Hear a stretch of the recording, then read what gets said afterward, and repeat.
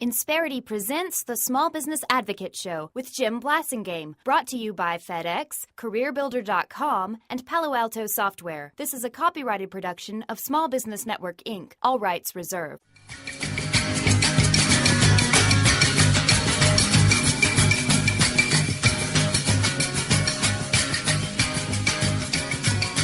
Every day I get in the queue.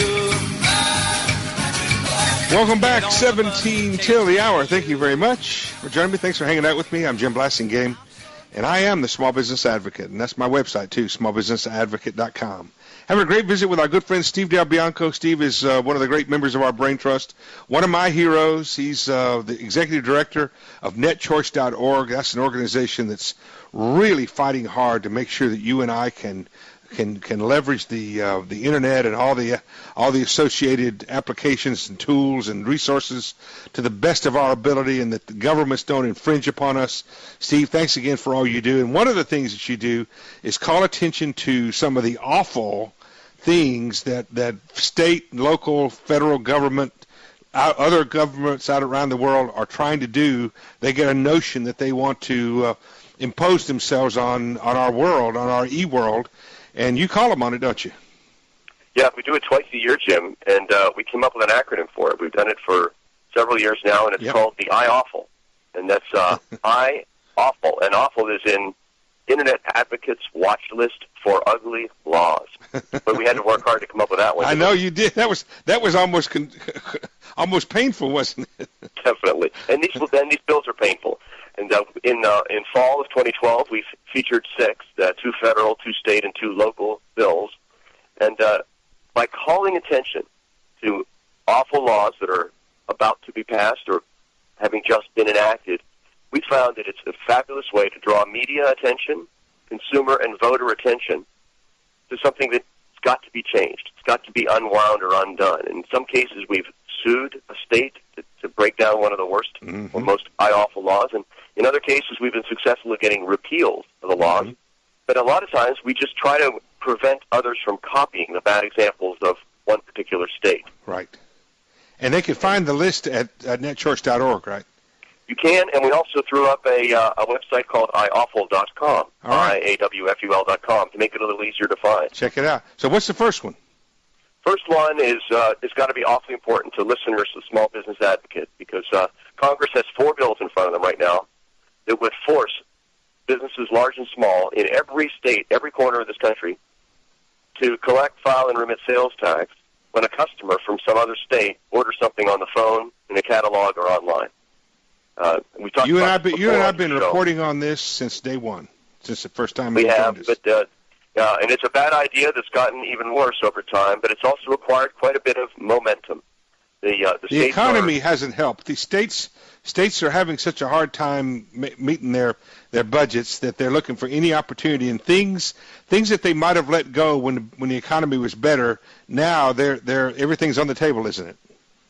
It's definitely true. They'd like to vacuum more pennies out of the sofa cushions by forcing their residents to pay sales tax when they buy things out of state. And the best numbers that we've ever been able to come up with show that at most this would add about 0.5% to the total state and local tax revenue. So this will not. But on the other hand, it will do much more damage than that benefit just by the extra compliance by small businesses. That's my biggest fear, Jim. Because I don't think it's just a fear. I think it'll be a reality. There's 9,600 different tax jurisdictions in the United States. Say that again.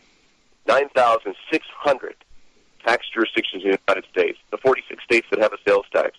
Most of the states with a sales tax also do sales tax holidays. If you live in a city, the city's in a county, and that's 2 tax jurisdictions. Yeah, and a customer from not counting this, and then plus the state, you got 3. And they add up, and there's a different rate on food than there is on other tangible personal property. Yeah. And the states won't even agree to a single form for submission. They won't agree to a single remittance. They won't even agree to a single audit. Yeah. Each of those 46 states wants to reserve the right to audit. So where are we on this? Where is this? Are these been able to hold it off for 10 years, been able to hold it off. Yep. Testified in 2 congressional hearings this summer on it as the lone opponent. against this bill. Wow, unbelievable. Congress will be back with a vengeance. Where are the other folks? Where are the other folks on this? Where's the self-employed, the National Association of Self-Employed? Where's the NFIB? Where are the other groups on this? Yeah, the NFIB, for instance, has got a muddled position. They have some small businesses that view the Internet as competition. Unbelievable. And they have some businesses that realize that the Internet is how they reach customers that would never otherwise darken their doorstep. Well, that first group you talked about are dinosaurs waiting to become extinct. Let's say they're not even dinosaurs. It's just a small business, and they're doing their best to survive on Main Street. But, their enemy is not the Internet. But they don't understand it's not either or, it's both and. It is. And Main Street's biggest problem is competing with the efficiencies, the cruel efficiencies of a big box chain. So, hey, that's number one. Let me tell you something. You know how much time in my life I spend supporting small businesses, Steve. But I'm going to tell you something. If you're having a problem with big boxes, if you're having a problem with the Internet sellers, your biggest problem is you. It's not them. And that's because you're still trying to do business in the 20th century, and you're well into the 21st century, ladies and gentlemen. You might as well. I mean, I'm sorry. It may be rude. You may not like it, but I'm telling you, that's the way it is. And so you can complain all you want, but there are ways that you can solve. You can become part of this big world and still keep your traditional planted in the ground Main Street business just like it is. Multi-channel, Jim. You're exactly right. Yep. That's okay. That's the end of my sermon. We're going to come back. We got some more of these with Steve DelBianco after these messages. Netchoice.org, right, Steve? That's right. You can go and find out more about what they do. You can join them. You can contribute to them. I promise you, Steve's doing good work out there. Quick break, 10 till. I'm Jim Blasingame. Stay with us.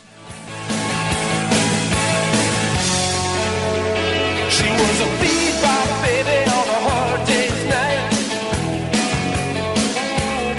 She was hanging on Johnny, he was holding on. Insperity presents the Small Business Advocate Show with Jim Blasingame, brought to you by FedEx, CareerBuilder.com, and Palo Alto Software. This is a copyrighted production of Small Business Network, Inc., intended for the private use of our audience. Except as otherwise provided by copyright law, all other copying, redistribution, or publication without prior written consent is prohibited. All rights reserved.